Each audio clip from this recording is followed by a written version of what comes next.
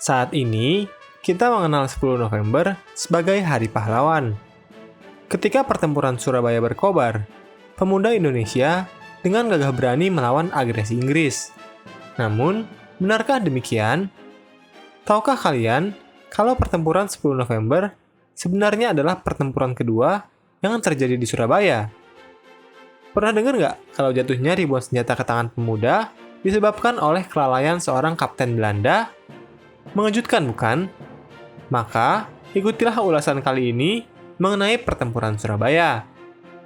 Sebelumnya, yuk kita kembali ke 17 Agustus 1945. Saat kemerdekaan Indonesia diproklamasikan oleh Soekarno dan Hatta 2 hari setelah penyerahan Jepang kepada sekutu. Nah, Surabaya ternyata sudah mendengar kabar kemerdekaan pada hari itu juga, melalui surat kabar yang berbahasa Jawa dan disebarluaskan ke dalam bahasa Indonesia. Berita ini disambut dengan dukungan dari Wakil Residen Jepang di Surabaya dan Polisi Istimewa di Surabaya, yang kemudian diikuti dengan penyusunan pemerintahan daerah di wilayah Surabaya. Pemerintah pusat pun mengangkat RMTA Soerio menjadi Gubernur Jawa Timur dan R. Sudirman sebagai Residen Surabaya di tanggal 19 Agustus 1945. Badan Keamanan Rakyat di Surabaya lalu dibentuk tanggal 2 September 1945 yang dikepalai oleh Mustopo. Ia kemudian menjadi Kepala BKR Jawa Timur dan Menteri Pertahanan tak lama setelahnya. Pembentukan BKR yang terdiri dari para pemuda dan bekas peta diikuti dengan berdirinya badan-badan perjuangan seperti Pemuda Republik Indonesia, Angkatan Pemuda Indonesia, Barisan Hizbullah pada September dan awal Oktober 1945. Sementara itu, BKR Laut dibentuk pada akhir September dan nantinya BKR akan berubah menjadi TKR pada 5 Oktober 1945. Peta dan Heiho di Surabaya dibubarkan oleh Jepang seminggu setelah penyerahannya. Maka, ketika BKR dan badan-badan perjuangan dibentuk, mereka membutuhkan persenjataan. Sepertinya ketakutan akan kembalinya Belanda menjadi pemicu utama perebutan senjata Jepang, yang disebabkan insiden pengibaran dan perobekan bendera Belanda pada Hotel Oranye 19 Oktober. Meski ada senjata yang dirampas dari Jepang sejak akhir Agustus 1945, perebutan senjata dalam skala besar baru terjadi sejak usaha pengambilan gudang senjata Don Bosco yang dimulai pada 16 September. Bung Tomo kemudian memediasi Jepang dan Indonesia dalam usaha ini, yang berakhir dengan penyerahan komandan Jepang di Don Bosco pada 30 September kepada Kepala Polisi Istimewa Surabaya, M. Jasin. Akan tetapi, sampai akhir September, usaha-usaha perebutan senjata belum berbuah banyak. Seperti yang dibuktikan dengan pengambil alihan markas Kempetai oleh rakyat pada 30 September, di mana para pejuang hanya memiliki segelintir senjata api. Hal ini berubah tanggal 3 Oktober 1945, di mana perebutan senjata dari markas Angkatan Laut Jepang di Gubeng terjadi sejak 2 Oktober, namun baru sukses pada tanggal 3. Berbagai pelucutan senjata lain juga mengalami kesuksesan, baik di Surabaya dan di seluruh Jawa bagian timur. Mengapa 3 Oktober bisa menjadi hari yang sangat menentukan? Ini semua adalah ulah dari Kapten Huyer, seorang kapten Angkatan Laut Belanda yang dikirim oleh Laksamana Helfrich dari Angkatan Laut Belanda pada September 1945 ke Surabaya. Huyer sampai di Surabaya pada tanggal 23 September, sebelum kembali ke Batavia, lalu kembali lagi ke Surabaya 6 hari kemudian.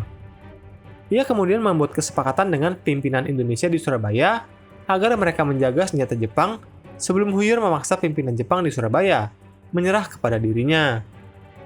Mayor Jenderal Iwabe dan Laksamana Muda Shibata, pimpinan Angkatan Darat dan Angkatan Laut Jepang di Surabaya, memang pada akhirnya memutuskan menyerah kepada Huyer pada sore hari di tanggal 3 Oktober 1945. Desakan Huyer agar pasukan Jepang menyerah sangat menguntungkan pihak Indonesia, yang mengambil alih ribuan senjata Jepang tanpa ada perlawanan. Setelah diselidiki lebih lanjut, pada kemudian hari, Huyer mengatakan bahwa penyerahan ini seharusnya hanyalah penyerahan palsu. Namun pimpinan militer Jepang di Surabaya menganggapnya sebagai penyerahan resmi. Akibatnya, diperkirakan puluhan ribu senjata Jepang jatuh ke tangan Indonesia di Jawa Timur, yang terdiri dari 19.000 senapan, 900-an senapan mesin, 400-an mortir, 50-an pucuk artileri, 140-an meriam anti udara, 16-25 tank, ribuan kendaraan, puluhan kapal, perahu, dan juga skoci. Di tengah perebutan senjata ini, lebih dari 6.000 interniran sipil Belanda masih berada di Surabaya, dan tugas dari pasukan sekutu untuk mengevakuasi mereka. Menurut RAF Wing Commander Tool, sekitar 1.800 berasal dari kemah-kemah interniran di Jawa Tengah. Meski demikian, sepertinya angka 6.400-an ini masih adalah estimasi rendah, sebab di kemudian hari, terbukti bahwa masih ada interniran yang belum dievakuasi bahkan saat pertempuran 10 November meletus, yang jumlahnya mungkin mencapai ribuan orang. Maka setelah perampasan senjata Jepang, kota Surabaya siap mempertahankan kemerdekaan Indonesia yang kini, di saat yang sama, juga menampung kurang lebih 6.000 interniran dan kurang lebih 30.000 orang Jepang. Dalam kota bersenjata inilah, Brigadir AWS Malabi dan brigadenya mendarat di Surabaya. Akan tetapi, mari kita mengulas Brigade ke-49 terlebih dahulu, yang berkekuatan 4.000-an prajurit dan merupakan bagian dari Divisi Inggris India ke-23. Brigade ini berkekuatan 3 batalion infanteri dengan 800-an prajurit per batalion, 1 resimen artileri dengan 24 meriam dan 580-an prajurit, serta sekitar 6 kompi pendukung dengan 120 hingga 160 prajurit per kompinya. Perlu diingat juga bahwa tidak ada prajurit Gurkha dalam Brigade Malabi, seperti asumsi beberapa buku Indonesia. Kapal HMS Waveney, Malika, Asiduos, dan beberapa kapal lainnya singgah di dekat Surabaya pada 24 Oktober 1945. Setelah perselisihan antara Malabi dan bawahannya dengan pihak Indonesia pada sore hari 25 Oktober 1945, sebagian dari Brigade ke-49 pun mendarat secara sepihak di Surabaya. Walau pimpinan Indonesia di Surabaya tidak setuju, Presiden Soekarno di Jakarta memerintahkan agar Surabaya tidak menghalangi kedatangan sekutu. Keesokan harinya, persetujuan antara pasukan Inggris dan Indonesia menghasilkan kesepakatan yang intinya mengatakan beberapa poin, yaitu pertama, tidak ada personil Belanda di antara pasukan Inggris India di Surabaya. Yang kedua, kerjasama di antara sekutu dan Indonesia dilakukan melalui suatu kontrak BU Riau. 3. Interniran dan tahanan sekutu akan dievakuasi oleh Inggris. Dan yang terakhir, pasukan Jepang akan dilucuti dan kemudian dipindahkan kepada Inggris. Pendudukan gedung-gedung penting oleh militer Inggris dan India di Surabaya berujung baku tembak dengan para pemuda. Selain itu, beberapa tahanan Belanda juga dibebaskan oleh pasukan Inggris. Kemudian sebuah pesawat menjatuhkan selebaran-selebaran di atas Surabaya. Selebaran tersebut berisi perintah dari Mayor Jenderal Hawthorne, pemimpin sekutu di Jakarta, agar penduduk Surabaya menyerahkan senjata mereka dalam waktu 2 hari, atau mereka akan ditembak di tempat. Siang itu juga, Malabi menyatakan kalau ia akan melaksanakan perintah Mejen Hawthorne. Meski demikian, Malabi mencari jalan tengah dengan meminta Mustopo untuk mengabarkan kalau kesepakatan 26 Oktober masih berlaku. Mustopo bahkan dikabarkan mengiyakan pelucutan rakyat yang diperintahkan oleh Hawthorne, sehingga sesuai dengan pernyataan Mustopo 28 Oktober, menyebutkan jika hanya TKR lah yang boleh memegang senjata. Setelah penjatuhan selebaran itu, sebagian pimpinan Surabaya ingin menyerang Inggris. Mustopo awalnya tidak ingin TKR terlibat dalam pertempuran yang akan datang, dan pemerintah pusat di Jakarta juga menganjurkan agar Surabaya tidak melawan Inggris. Masalahnya, Surabaya akhirnya mengabaikan anjuran ini dan tetap bertekad untuk bertempur. Pimpinan PRI kemudian meyakinkan Mustopo agar TKR ikut bertempur melawan Inggris. Jadi, baik TKR dan Badan-Badan Perjuangan Rakyat sepakat untuk menyerbu pasukan Inggris di Surabaya. Fajar yang menyingsing 28 Oktober 1945 menandakan sudah 17 tahun sejak Sumpah Pemuda ketika pertempuran 3 hari Surabaya akan dimulai. 28 Oktober 1945 di sebuah hotel Surabaya. PRS Mani, wartawan berkebangsaan India, menghabiskan sore harinya. Ada wartawan dan fotografer lainnya yang ditempatkan di hotel yang sama. Mereka dijaga oleh sebuah peleton Inggris India yang berjumlah 30-an prajurit. Tiba-tiba pada jam 4 sore, suara tembakan dari pihak Indonesia mulai terdengar, walau tidak dibalas oleh pasukan hotel tersebut. Malam pun bergulir, tapi tembakan para pemuda menjadi semakin intens. Besoknya, Mani melihat bahwa para pemuda bergerak kian mendekat ke hotel tersebut. Saat seorang prajurit India tertembak, barulah peleton Inggris India di hotel tersebut membalas suara tembakan. Komunikasi ke markas Brigade ke-49 terputus dan serangan pemuda semakin gencar. Korban bertambah dan mereka semakin kehausan. Dihadapi kepungan 400 pejuang Indonesia dan prihatin ke korban-korban luka, mereka pun akhirnya menyerah. Kejadian lain yang mengisahkan serangan pemuda ke penjara yang dipertahankan oleh Kompi Inggris India. Penjara tersebut digepung oleh pemuda dan warga. Mereka diserang habis-habisan dan hanya menyisakan 18 prajurit India yang ditawan oleh pemuda. Amarah warga meluap, sebab tidak sedikit di antara mereka yang tewas ditembak oleh Kompi India tersebut. Maka, mereka pun membantai ke-18 tawanan tersebut. Pada tanggal 28 Oktober 1945, juga terdapat kisah seorang wanita Belanda. Ia beserta anaknya dipindahkan ke dalam konvoi yang terdiri dari ratusan interniran sipil Belanda dan dikawal oleh sekitar 60 prajurit Inggris India. Dalam perjalanan ke Darmo, konvoi disergap oleh para pejuang Indonesia. Baku tembak sengit pun terjadi di antara para pemuda dengan prajurit yang mengawal konvoi tersebut. Akhirnya pertahanan konvoi pun dikalahkan dan pejuang Indonesia pun menyerbu konvoi tersebut. Beberapa prajurit dan interniran kabur ke rumah di sekitar lokasi. 40 wanita dan anak-anak dibantai oleh para pemuda dengan senapan mesin. Sedangkan ada yang dilempari granat atau dibunuh dengan pedang. Sebagian prajurit dan interniran bisa merebut beberapa truk sebelum kabur ke Darmo. Sebagian lainnya diselamatkan oleh patroli Inggris India. Sayangnya beberapa interniran tertangkap, termasuk Van Hanem dan anaknya. Tiba-tiba, ada oknum pemuda yang melukai anak Van Hanem dengan kapak sebelum menembak anak yang berumur 13 tahun tersebut. Walau terluka parah, mereka berhasil melarikan diri dari para pemuda.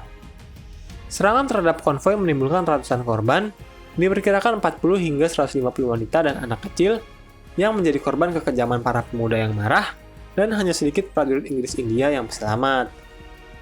Sebuah sumber mengatakan 170 hingga 120 orang tewas atau hilang dalam serangan tersebut, baik prajurit maupun interniran.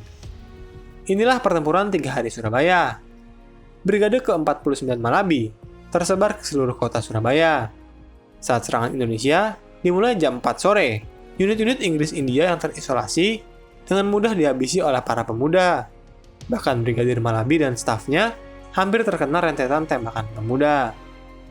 Brigade ke-49 yang hanya berkekuatan 4.000 prajurit kewalahan saat menghadapi pasukan TKR dan pemuda yang berkisar 15 hingga 30.000 personel yang didukung oleh 75 hingga 120.000 penduduk. Mereka menderita kurang lebih 450 korban tewas dan nyaris kurang lebih 900 orang terluka.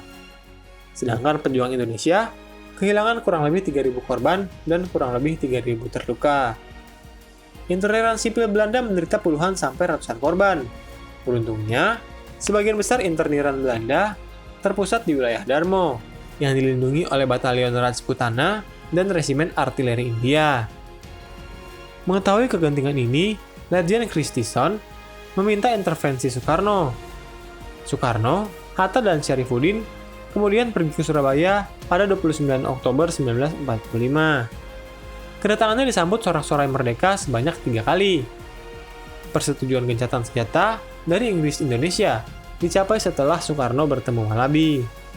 Keselamatan tawanan dan evakuasi korban disetujui, namun Soekarno-Hatta sepertinya kurang menyetujui keputusan Surabaya untuk menyerang Inggris.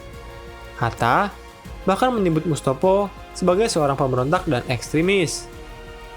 Setelah perdebatan sengit, Soekarno memecat Mustopo dari jabatan Menteri Pertahanan. Sayangnya, persetujuan gencatan senjata ini tidak langsung ditepati oleh pasukan Inggris ataupun para pejuang Indonesia.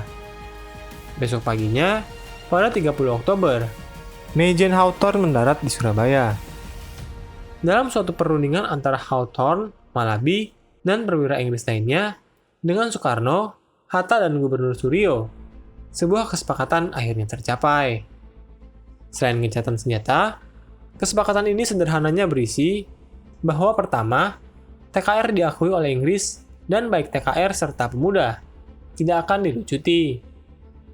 Yang kedua, pasukan Inggris India akan bertempat di pelabuhan dan wilayah Darmo, sedangkan pihak Indonesia berkuasa di luar wilayah tersebut.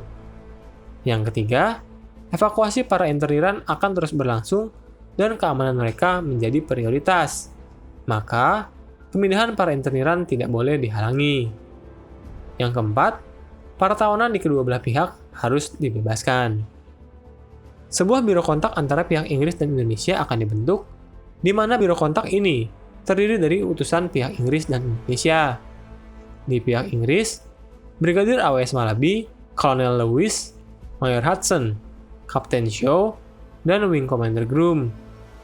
Sedangkan di pihak Indonesia, ada Residen Sudirman, Dul Arnowo, Ruslan Abdul Ghani, Tede Kundan, Muhammad Nangun Diprojo, dan 4 anggota lainnya. Setelah perundingan ini selesai, Hawthorne, Soekarno, Hatta, dan Amir Syarifuddin pergi meninggalkan Surabaya. Namun sayang, persetujuan ini tidak langsung disepakati oleh dua belah pihak. Contohnya, konfrontasi antara kompi Inggris India dengan para pejuang Indonesia di sekitar gedung internasional masih kerap terjadi.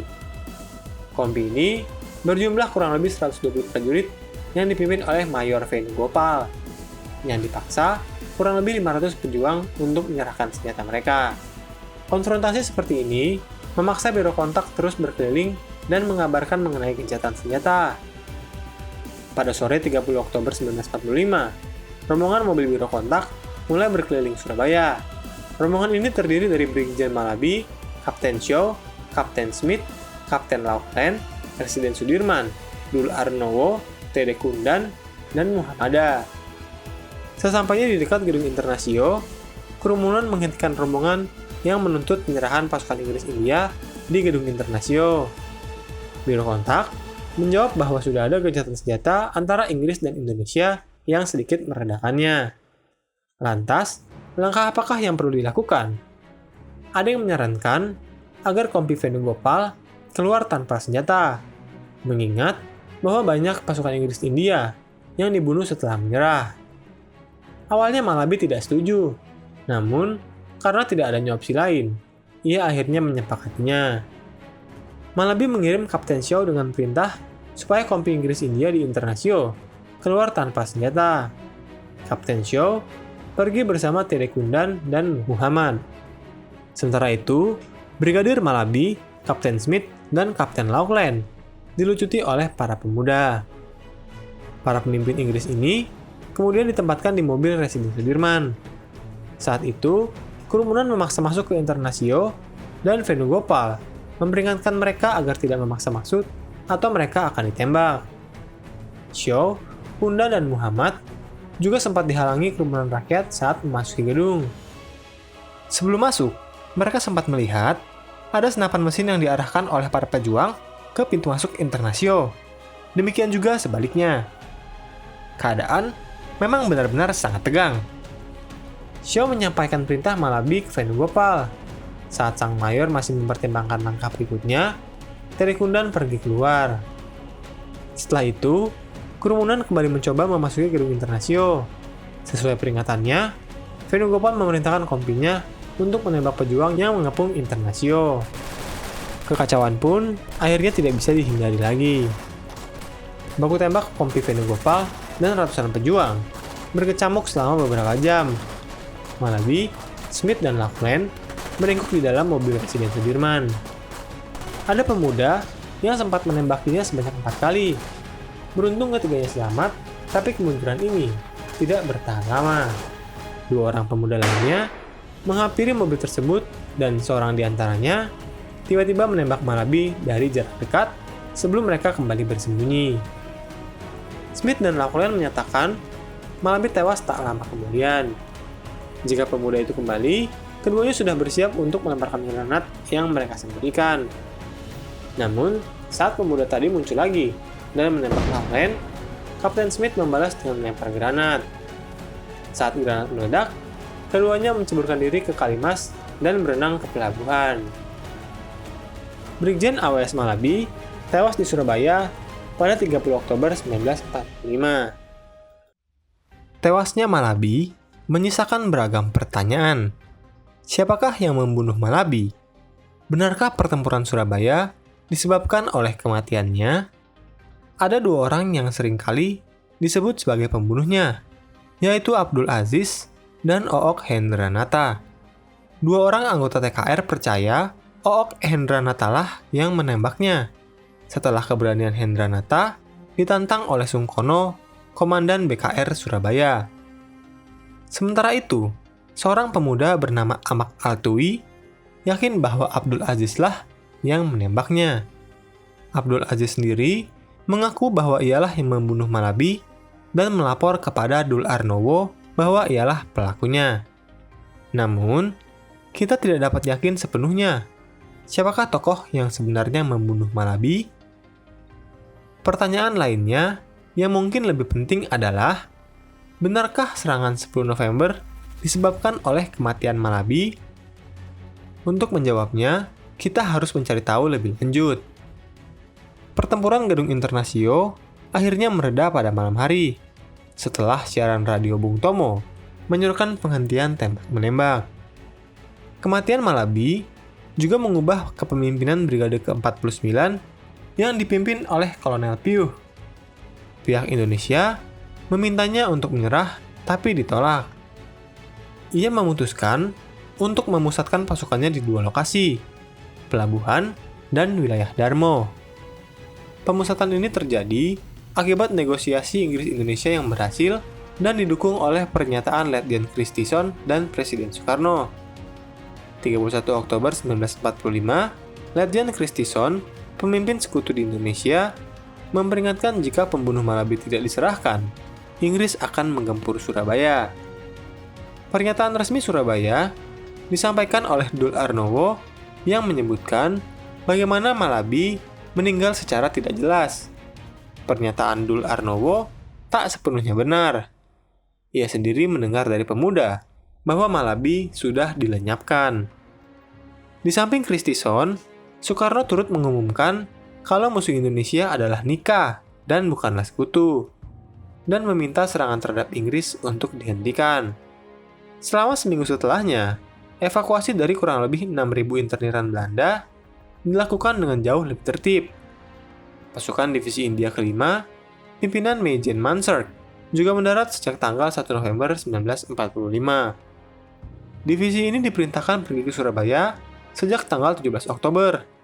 Jadi, tidak benar jika mereka murni didatangkan untuk menyerang kota Surabaya. Mansert akhirnya bertemu dengan Gubernur Suryo pada 7 November 1945. Dalam pertemuannya, ia menyalahkan pihak Indonesia atas ketidakmampuannya dalam menjaga ketertiban, pendudukan lapangan udara Moro Kerembangan, penghalangan evakuasi tawanan perang, interneran sekutu, dan lain-lain. Namun Surya membantah segala tuduhan ini. Lapangan udara Moro Kerembangan terbukti tidak diduduki oleh Indonesia. Ia menyebut ketertiban Surabaya terjaga dan tidak ada penghalangan terhadap pemindahan interniran dan tawanan perang sekutu. Sanggahannya kerap dipercaya dan digunakan oleh sumber-sumber Indonesia yang menyebutkan bahwa tuduhan Mansert sebenarnya tidak berdasar. Namun sang Mejen tidak sepenuhnya salah. Tuduhan Mansert mengenai interniran yang ditahan oleh Indonesia memiliki kebenaran. Ribuan interniran baru dibebaskan oleh pasukan Inggris India setelah pertempuran Surabaya dimulai. Untuk menanggapi sanggahan itu, Mejen Mansert memberikan ultimatumnya dengan batas waktu jam 6 sore. Perintahnya, yang pertama seluruh tawanan perang sekutu harus dilepaskan oleh pihak Indonesia. Yang kedua, pimpinan Surabaya harus menyerah kepada Inggris. Yang ketiga, pihak selain TKR dan polisi wajib menyerahkan senjata mereka. Yang keempat, Surabaya diamankan oleh pasukan sekutu dan orang-orang yang bersenjata dapat dihukum mati. Yang kelima, mereka yang mengancam keselamatan interniran bisa dihukum mati. Dan yang keenam, wanita dan anak-anak bisa meninggalkan kota Surabaya sebelum tanggal 10 November. Merespon ultimatum ini, pimpinan Surabaya berkonsultasi kepada pemerintah pusat. Sayang, usaha ini tidak berhasil sebab Legend Christison menolak permintaan Menlu Ahmad Subarjo agar Inggris mencabut ultimatumnya. Keputusan diserahkan kepada pimpinan Surabaya yang sepakat mempertahankan Surabaya sampai titik darah penghabisan. Rakyat diperingatkan, TKR dan Badan Perjuangan dipersiapkan, dan pemerintahan dipindahkan. Kematian Malabi memang sangat berpengaruh. Namun, beberapa ahli percaya jika kematiannya bukanlah penyebab utama meletusnya pertempuran 10 November. Lantas, seperti apakah perang di Surabaya? Kita akan memulai dengan menjabarkan kekuatan pasukan Inggris. Beberapa sumber menyatakan kekuatan Inggris di Surabaya mencapai kurang lebih 28.000 prajurit. Hal ini tidaklah benar. Brigade ke-49 sudah berada di Surabaya sejak akhir Oktober, diperkuat divisi ke-5 pada awal November yang terdiri atas Brigade ke-9 dan Brigade ke-123 dan diperkuat oleh 2 resimen artileri, 3 batalion divisional, 1 skuadron tank Stuart, dan 1 skuadron tank Sherman. Kekuatan Inggris di Surabaya berjumlah kurang lebih 16.000 prajurit, ditambah kurang lebih 72 artileri, kurang lebih 30 tank, kurang lebih 40 pesawat, 1 kapal penjelajah, dan 5 kapal penghancur. Kekuatan militer Indonesia diperkirakan berjumlah kurang lebih 32.000 pejuang, terdiri atas TKR dan badan-badan lainnya. Mereka diperkuat rakyat Surabaya yang turut bertempur dan ribuan bala bantuan TKR pemuda dari luar Surabaya. Diperkirakan total ada kurang lebih 50.000 pejuang dari Indonesia. Rakyat Surabaya ikut membantu dengan menyediakan makanan, mengevakuasi korban luka, memindahkan mayat, dan menolong para pejuang. Pagi hari 10 November 1945, Inggris menggempur Surabaya. Pasukan Inggris India Mansard bergerak perlahan dan hati-hati. Penyapuan ini memang didesain meminimalisir korban dari pihak militer Inggris. Tembakan meriam darat dan laut, serta pengeboman udara, bahkan hanya digunakan secara terbatas. Tank Sherman saja membutuhkan izin dari seorang brigadir untuk menembakkan meriamnya. Perlawanan Surabaya awalnya bersifat fanatis dan cenderung bunuh diri. Beberapa pejuang berani mati meledakkan dirinya di dekat tank Inggris. Namun, taktik Indonesia, lambat laun berubah dari serbuan membabi buta menjadi serangan yang terarah. Pihak Indonesia diuntungkan karena familiar dengan kota Surabaya, sedangkan pertempuran kota cukup baru bagi divisi ke-5 Mansard yang sebelumnya bertempur di padang pasir Afrika Utara dan hutan Burma. Dalam minggu pertama, Inggris berhasil menduduki beberapa lokasi penting dan sepertiga Surabaya. Namun, pejuang Indonesia melakukan serangan balasan. Hal ini dijawab dengan bombardir Inggris yang menimbulkan kurang lebih 300 korban jiwa dalam waktu 4 hari. Namun kehati-hatian Inggris sangat efektif, dengan korban hanya mencapai 18 jiwa dan 95 orang luka-luka pada minggu pertama pertempuran. Kurang lebih 3.000 interniran dibebaskan Inggris dalam minggu pertama, dan ratusan lagi diamankan dalam 2 minggu berikutnya. Seminggu setelah pertempuran meletus, wilayah Surabaya yang ditinggali oleh etnis Tionghoa diamankan oleh Inggris. Etnis Tionghoa Surabaya saat itu memang terpecah. Ada yang pro-republik dan ada yang netral seperti sebagian besar etnis non-pribumi lainnya. Kurang lebih 2 minggu setelah pertempuran dimulai, TKR dan pemuda dipukul mundur ke daerah Wonokromo, di mana 2/3 dari Surabaya berhasil dikuasai oleh Inggris. Butuh waktu kurang lebih 4 hari untuk Inggris mengusir pejuang Indonesia di Wonokromo. Dan divisi ke-5 menganggap pertempuran Surabaya secara umum telah berakhir, karena perlawanan di wilayah Gunung Sari tidaklah signifikan. Harga yang dibayar pejuang sangatlah mahal. Inggris mengira ada kurang lebih 4.700 korban dan 1.600 terbunuh. Estimasi lain mengira kurang lebih 6.000 korban. Ruslan Abdul Ghani, anggota Biro Kontak yang pernah bersama Malabi, mengira jumlah korban mencapai kurang lebih 16.000 orang. Sekitar 400.000 hingga 500.000 rakyat Surabaya mengungsi keluar selama pertempuran berkobar. Di sisi lain, militer Inggris India hanya menderita ratusan korban. Ada taksiran yang memberikan angka kurang lebih 166 korban, tapi tidak diketahui informasi detailnya. Perkiraan Legend Christison adalah 600 korban, tapi tidak diketahui apakah jumlah korban termasuk dalam pertempuran 3 hari. Diperkirakan kurang lebih 500 etnis Tionghoa menjadi korban dalam peristiwa ini, dan tidak diketahui jumlah korban dari etnis lainnya. Peristiwa Surabaya berdampak luas bagi Indonesia, Inggris, dan Belanda.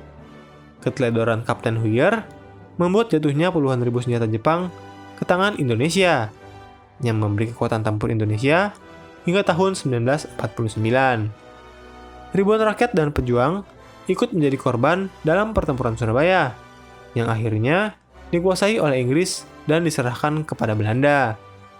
Dinamika perpolitikan Inggris, Belanda, dan Indonesia sangat dipengaruhi pada pertempuran ini. Inggris kian enggan menanggung beban kolonialisme Belanda dan cenderung kooperatif dengan Indonesia yang dirintisnya sejak September 1945. Perlawanan Indonesia memaksa Belanda lebih diplomatis kepadanya, dan dampak positif Surabaya bagi Indonesia jelas melampaui faktor dorongan moral. Mengenai 10 November, Jenderal Abdul Haris Nasution sempat menyebutkan pertempuran tersebut sebagai bencana militer bagi Indonesia. Kekejaman dari pihak Indonesia memang tidak bisa dipungkiri, namun hal ini bukan berarti kita tidak mengenang para pahlawan yang sangat berjasa dalam mempengaruhi perkembangan sejarah bangsa dan negara Indonesia dari dulu sampai sekarang, di mana kita sudah merasakan buah dari perjuangan mereka, yaitu kemerdekaan.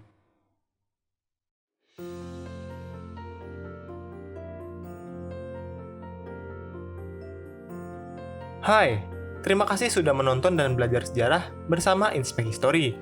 Jangan ragu untuk berikan komentar, like, dan bagikan bila kamu merasa konten ini bermanfaat.